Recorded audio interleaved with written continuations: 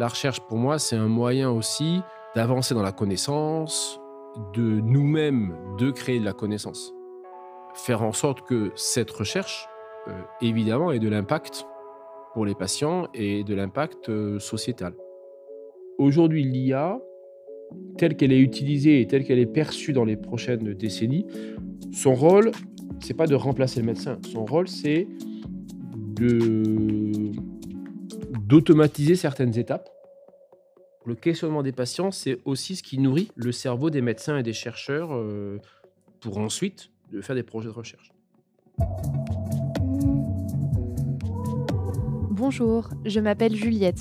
Je suis infirmière en oncologie depuis 11 ans et aujourd'hui chez Résilience, je coordonne toute une équipe d'infirmières. Périodiquement, je prendrai le relais d'Anne-Sophie pour passer de l'autre côté, en donnant la parole à ceux et celles qui soignent les personnes touchées par le cancer. À travers ces épisodes, je vous propose de briser la glace et de mettre en lumière l'humain qui se trouve derrière chaque blouse. Au fil de leurs histoires, je vous propose de partir à la découverte des parcours de soins. Ici aussi, pas de conseils médicaux, pas de mode d'emploi, pas d'injonction, mais plutôt une pause, une rencontre, un témoignage, une voix. Aujourd'hui, je vous invite à écouter le professeur Fabrice André, médecin cancérologue et directeur de la recherche à l'Institut Gustave-Roussy. Sa carrière, il la doit avant tout à son amour pour la biologie et, comme il le dit si bien, à sa passion pour les règles qui gouvernent le vivant. En consultation avec ses patients, en pleine réunion d'équipe, posté devant l'école avec sa fille ou assis à son bureau, silencieusement plongé dans un projet de recherche, Fabrice André ne possède aucun don d'ubiquité. Et pourtant, en l'écoutant, on l'imagine sans peine partout. Limpide et précis, ces mots dépeignent son quotidien de médecin, mais aussi celui de directeur de la recherche. Pourquoi et comment sont menés les essais cliniques? Dans quelle mesure les patients y contribuent-ils? Plongeons avec lui au cœur de la recherche et des essais cliniques. Bonjour, je m'appelle Fabrice André, je suis médecin cancérologue. Je m'occupe exclusivement de patients qui ont un cancer du sein et je suis par ailleurs directeur de la recherche de l'Institut Gustave-Roussy. Mon métier premier, c'est d'être médecin cancérologue et ça consiste à voir des patients et des patientes qui ont un cancer, notamment dans la grande majorité des situations pour leur administrer un traitement anticancéreux par médicament, en complément de mes collègues radiothérapeutes et de mes collègues chirurgiens. Donc moi, ma spécialité, c'est vraiment les médicaments anticancéreux, qui soient nouveaux dans le cadre d'essais cliniques ou qui soient un petit peu plus anciens et déjà adoptés dans le cadre des soins courants. Et donc, mon activité de cancérologue, elle porte exclusivement sur les patientes qui ont un cancer du sein. Parce que dans les centres de gros volume, c'est vrai que c'est habituel que les médecins ils aient des sous-spécialités à l'intérieur de la cancérologie qui est quand même extrêmement vaste. Pourquoi j'ai décidé d'être cancérologue? En fait, depuis même le lycée, moi j'ai toujours été très intéressé par la biologie, les processus biologiques, la cellule et tout ce qui en fait sont les règles qui gouvernent le vivant. Et en fait, le meilleur moyen pour pouvoir faire ce métier, c'était d'être médecin. Donc c'est pour ça que j'ai choisi de faire des études de médecine. C'était vraiment par intérêt avant tout pour la biologie expérimentale. Et ensuite, quand vous êtes étudiant en médecine, vous allez dans différents stages, vous découvrez différentes spécialités. Et là, la cancérologie, mais aussi l'hématologie qui correspond à l'étude des maladies du sang et à la prise en charge des patients atteints de ces mêmes maladies, comme par exemple les leucémies, les lymphomes ou des maladies de ce genre. Donc, la cancérologie, mais aussi l'hématologie, sont deux disciplines qui m'ont intéressé parce qu'en fait, c'est vrai qu'il y a un rapport particulier avec les patients.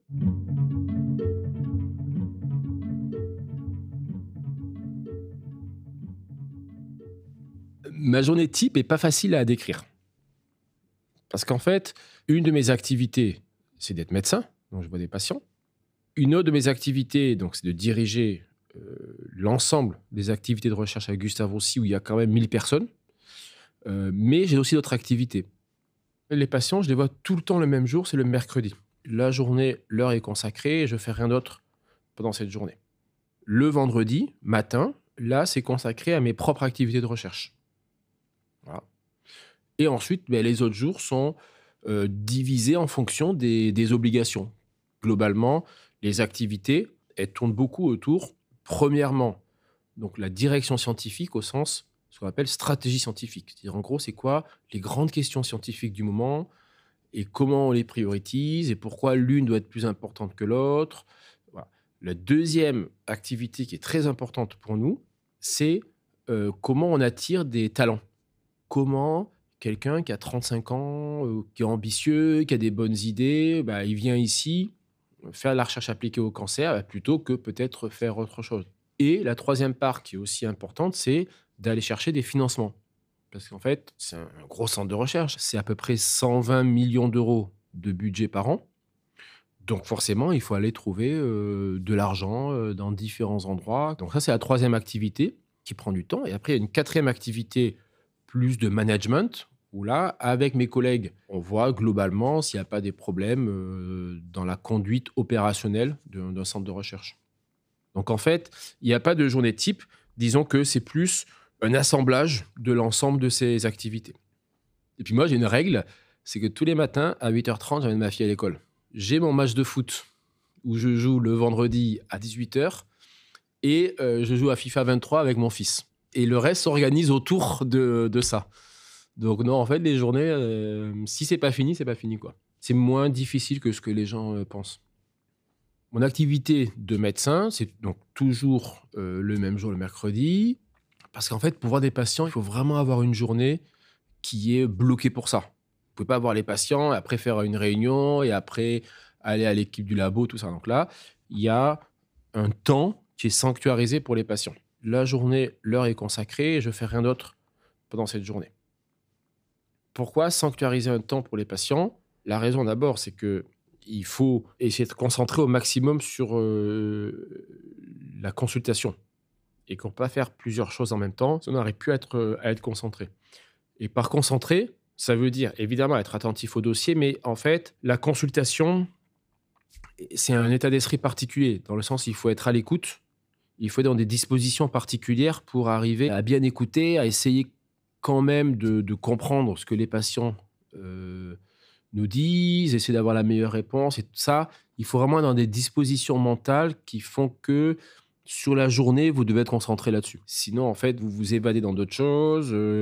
Vous discutez avec le patient, mais en même temps, vous pensez à un autre truc. Et puis, vite, vite, il faut finir parce qu'après, il y a autre chose à faire. Donc, on essaie vraiment d'éviter de se faire parasiter dans la journée par d'autres choses que la consultation, même si c'est pas toujours applicable, hein. Mais ça, c'est dans un monde idéal et c'est ce qu'on essaie de faire. Après, il y a forcément des obligations qui nous tombent dessus. Mais de façon générale, on essaie quand même de faire en sorte que la consultation, c'est se mettre dans un mode particulier de fonctionnement qui fait qu'on doit sanctuariser du temps pour ça. Moi, actuellement, mes consultations, c'est 13 à 14 patients. Ça ne veut pas dire 13 à 14 nouvelles patientes. Il y a des patientes qui sont nouvelles. À ce moment-là, bah, forcément, il faut arriver à bien comprendre ce qu'elles ont. Il faut passer plus de temps pour expliquer. Et après, il y a des patientes qu'on suit.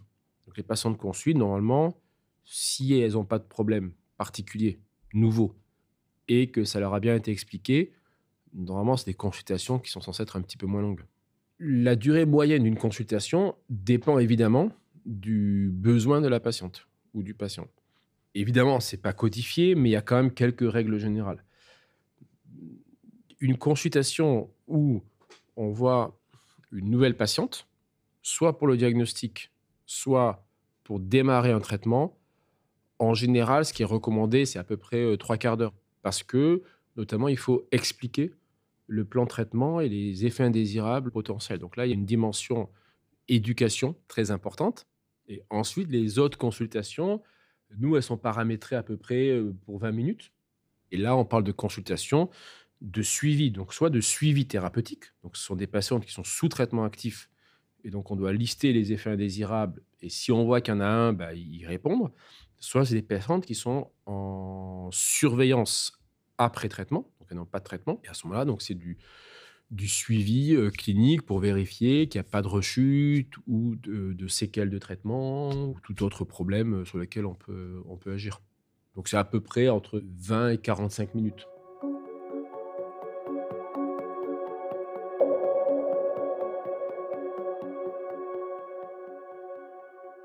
La recherche, pour moi, représente 2 choses différentes. Le premier, c'est évidemment l'intérêt personnel.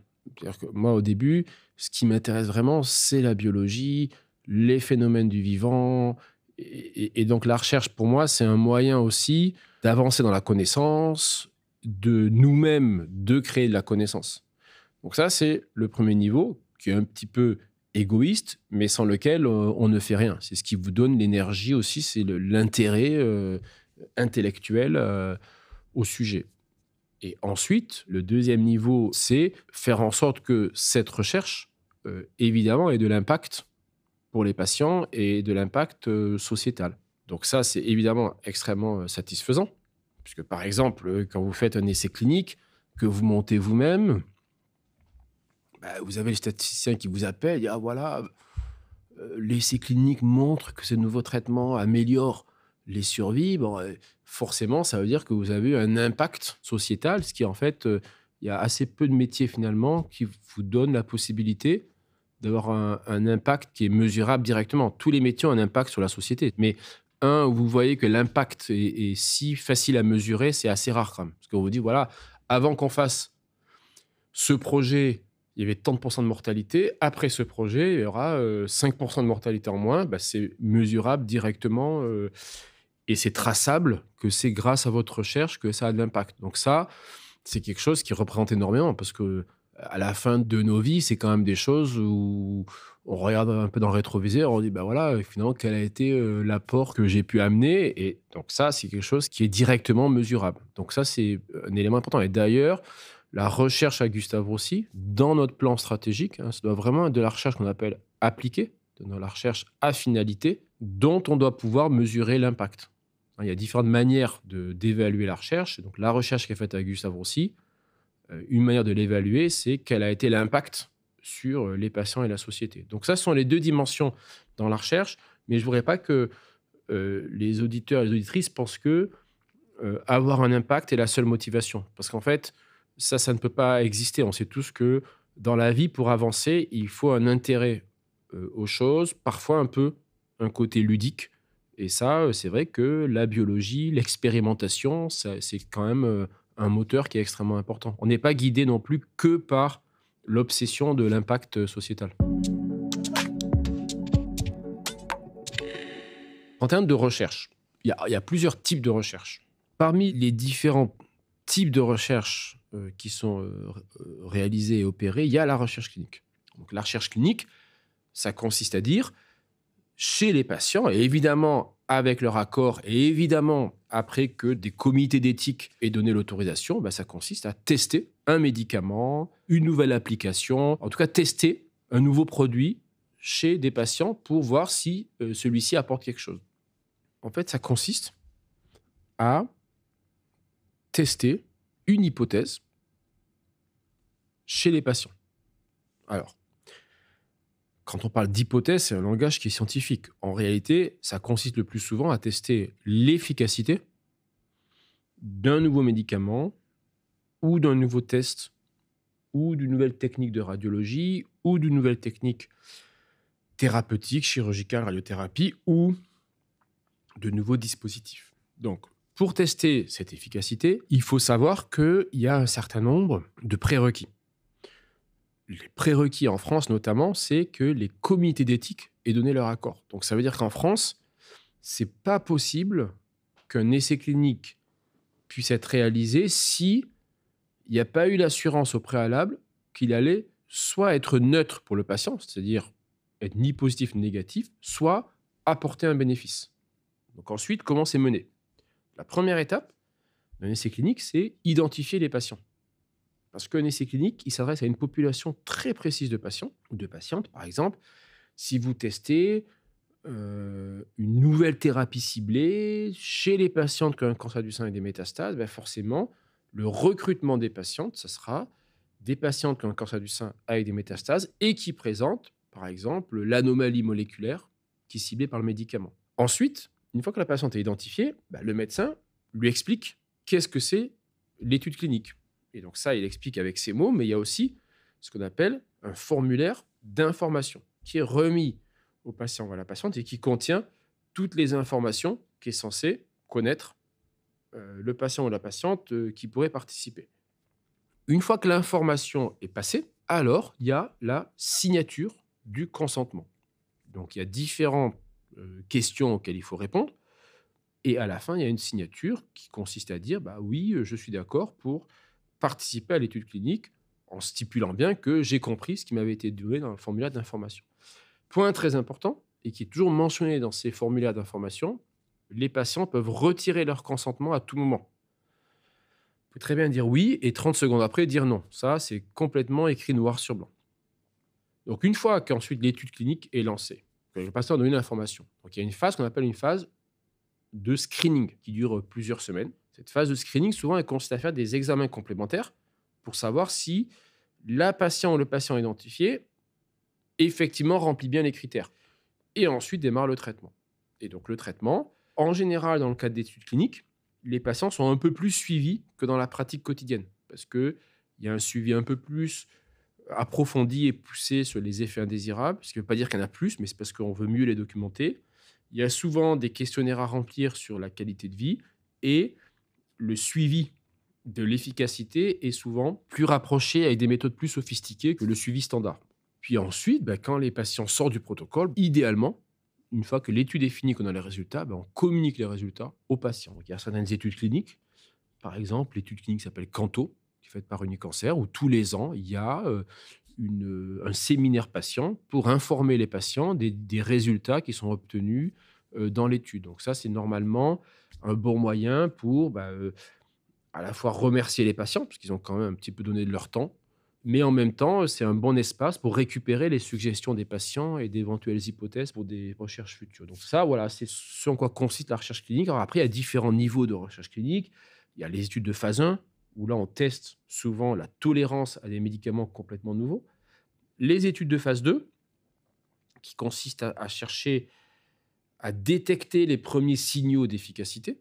Et les études de phase 3, qui, elles, consistent à mesurer de façon formelle et scientifique la quantité de bénéfices observés. Et après, il y a des phases 4, qui sont des études, une fois qu'on a démontré le bénéfice, on veut le confirmer et approfondir dans certaines populations.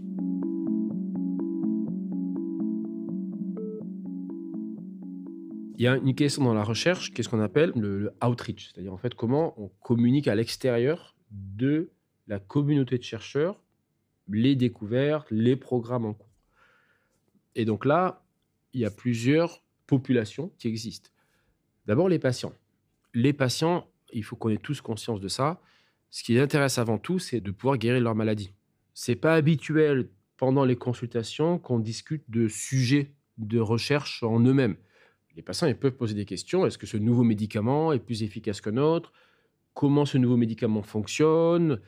Et si ça fait référence à certaines de nos recherches, on va expliquer. Mais c'est vrai que pendant les consultations, c'est assez rare, en tout cas pour ma part, qu'on discute vraiment de sujets de recherche avec les patients. Par contre, il y a ensuite un autre espace où on retrouve les patients également, qui est plus l'espace des patient advocates, qui est un peu différent. Parce que le patient, finalement, c'est la personne que vous avez en face de vous en salle de consultation. Quand on parle par contre d'association de patients, de patient advocacy group, là, et ce sont les mêmes personnes, mais vous déplacez le contexte en dehors de la salle de consultation et vous vous adressez à des communautés qui, elles, ont besoin de se mettre au courant de la recherche pour pouvoir éventuellement y contribuer et la faire avancer. Et donc là, effectivement, il y a souvent des séminaires avec des associations de patients pour expliquer où va la recherche, quelles sont les grandes questions, de façon à ce qu'ils puissent alimenter cette recherche aussi avec leurs propres questions, leurs propres problématiques. Par exemple, on avait une grosse contribution d'une patiente qui nous a dit « Mais vous savez, il y a un grand problème sur la perception de ce qu'est le cancer par les patients. » Et ça a généré un sujet de recherche en sciences humaines et sociales et en bioinformatique pour représenter le cancer différemment. Mais ces échanges avec les patients, Ça se fait vraiment dans le cadre d'associations, dans des contextes qui permettent les échanges bilatéraux pour que nous, on apprenne des patients c'est quoi les besoins et que nous, on explique aussi c'est quoi les dernières avancées. Évidemment, les patients peuvent contribuer de façon importante à la conduite des projets de recherche. D'abord, la première contribution, c'est d'apporter les questions. Parce que finalement, la recherche appliquée, la recherche médicale, c'est répondre aux questions et aux besoins des patients. Et donc, les patients, régulièrement, et notamment grâce aux consultations, nous apportent les questions. En fait, il y a un ensemble de questionnements qu'ont les patients qui peuvent devenir des projets de recherche. Donc, le questionnement des patients, c'est aussi ce qui nourrit le cerveau des médecins et des chercheurs pour ensuite de faire des projets de recherche. La deuxième contribution, c'est une contribution qui consiste à dire que les patients peuvent, dans le cadre d'équipes de recherche ou dans le cadre d'associations de patients, aider à monter et notamment écrire les projets de recherche, incluant les protocoles de recherche clinique. Parce que dedans, il y a un ensemble de dimensions éthiques. Il y a aussi des dimensions opérationnelles. Il y a ce qui est faisable, ce qui n'est pas faisable. Est-ce qu'on en demande trop? Est-ce qu'on peut rajouter ça? Les patients nous disent, là, vous avez oublié quelque chose d'important, on le rajoute. Donc, la construction d'un projet de recherche, d'un protocole, aujourd'hui, en 2023, ça se fait vraiment avec les patients. Et ensuite, il y a le troisième point en termes de contribution, qui est aussi la contribution via leurs données. Donc, de plus en plus, on sait que la stratégie de recherche, enfin plutôt la méthode de recherche peut reposer sur l'analyse de données de patients. Et donc, le fait que des patients permettent que leurs échantillons soient analysés, c'est une contribution importante à la recherche. Et d'ailleurs, souvent, quand un patient, une patiente signe un consentement, ils nous disent: moi, je suis vraiment content de pouvoir contribuer à ce que peut-être d'autres personnes aient moins de problèmes à l'avenir. Donc, ça, c'est une contribution qui est importante. C'est bien encadré, il y a des réglementations par rapport à ces questions, notamment cette fameuse réglementation qui s'appelle RGPD. Bon, il y a un ensemble d'outils réglementaires par rapport à est-ce que des personnes peuvent utiliser les données des patients. Donc en médecine, globalement, le meilleur élément, c'est quand même la signature d'un consentement, notamment dans le cadre des études cliniques.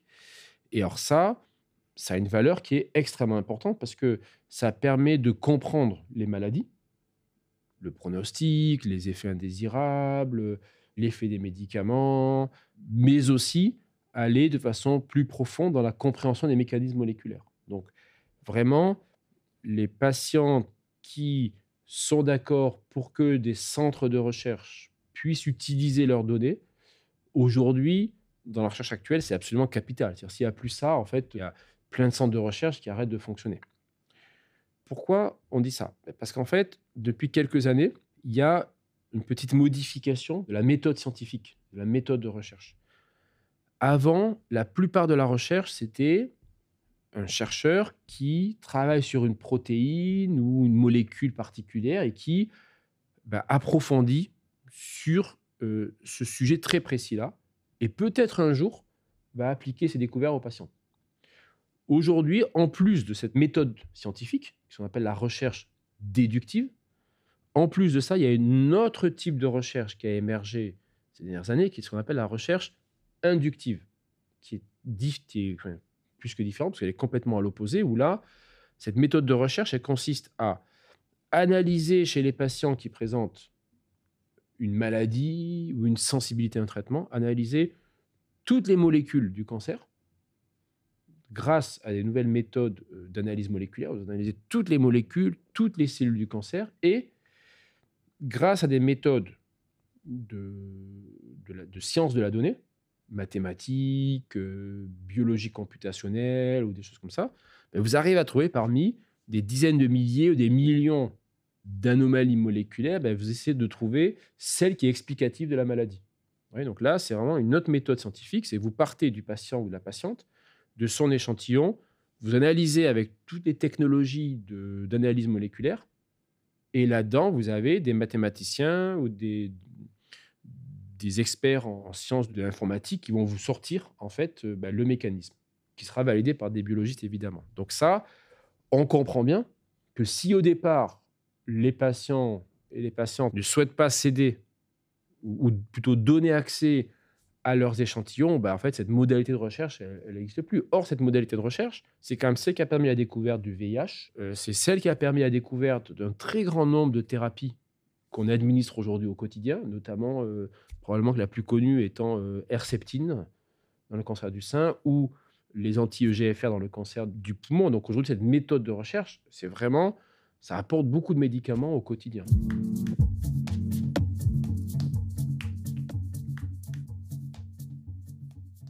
Une question qui est souvent posée par rapport au rôle des mathématiques, justement. Alors, les mathématiques, aujourd'hui, c'est utilisé beaucoup comme méthode d'analyse pour identifier de nouvelles cibles thérapeutiques. Donc, c'est vrai, ça fait partie du flux de recherche. C'est une composante de la méthode scientifique.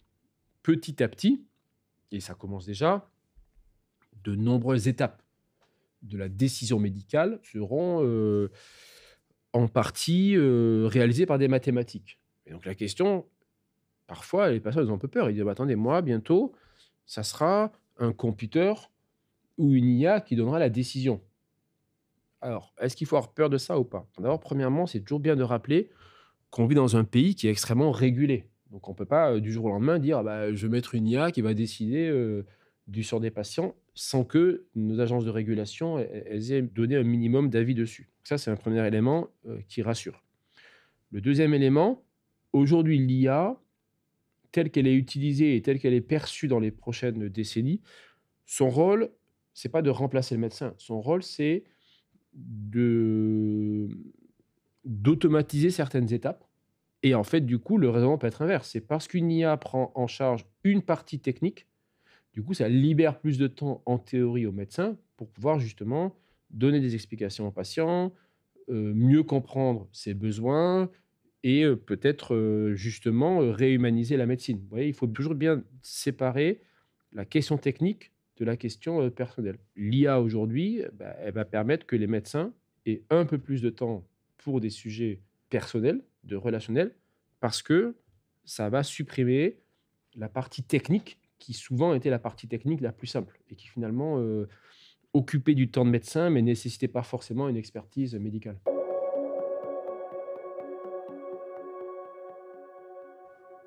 Le lien avec les patients, c'est toujours quelque chose qui est particulier. Il y a plusieurs niveaux de réflexion et j'en discute encore avec une patiente que j'avais en second avis, qui n'était pas contente parce qu'elle n'avait pas de lien avec son médecin. Et ce que j'ai expliqué à cette patiente, c'est que faut pas se tromper non plus de priorité. C'est que la priorité du médecin, c'est avant tout de très bien soigner et quand même, en premier, d'avoir une réponse technique à un problème. Une fois ceci acquis et réalisé, là peut s'installer des relations. Dans les relations, après, il y a 2 étages. Le premier étage, c'est d'avoir suffisamment de liens entre les personnes pour, arriver à communiquer et à expliquer les choses, pour qu'elles soient intelligibles et comprises. Donc il y a une partie aussi adaptation à la patiente et après il y a un deuxième niveau de lien avec la patiente où là, on arrive à connaître, la famille, les problèmes personnels, les choses qui sont un peu plus intimes. Mais je dirais que ça sert à rien d'atteindre le dernier niveau, c'est d'être très proche des patients si le premier niveau, c'est-à-dire le soin technique, n'est pas assuré. Donc il faut vraiment garder en tête cette hiérarchie dans la relation patient. Alors après, évidemment, il y a des patientes avec lesquelles on noue des relations particulières et puis d'autres, peut-être moins. Il y a des patientes avec qui, on a eu une très bonne relation médecin-patient, mais qui se limite à une relation médecin-patient. C'est-à-dire que je ne connais pas forcément le petit ami ou le petit-fils, ou j'ai pas vu les photos du mariage de la fille ou des choses comme ça. Naviguant de l'espace-temps privilégié de la consultation aux méthodologies de recherche, Fabrice André évoque ainsi son approche de la médecine et de la recherche médicale. Mais il questionne aussi, et avant tout, le rôle du patient, et nous invite de fait à le considérer comme un acteur fondamental de la recherche. Un acteur essentiel grâce à qui nombre de travaux naissent et contribuent à faire avancer la recherche en oncologie jour après jour. Merci au professeur Fabrice André pour son précieux témoignage et cette belle immersion au cœur de la recherche médicale. Si vous aussi, vous avez croisé le cancer sur votre chemin, Résilience est une application pour aider chacun à mieux vivre le cancer au quotidien et vous accompagner sur le chemin de la résilience. Alors rejoignez le mouvement et rendez-vous très vite pour un nouvel épisode.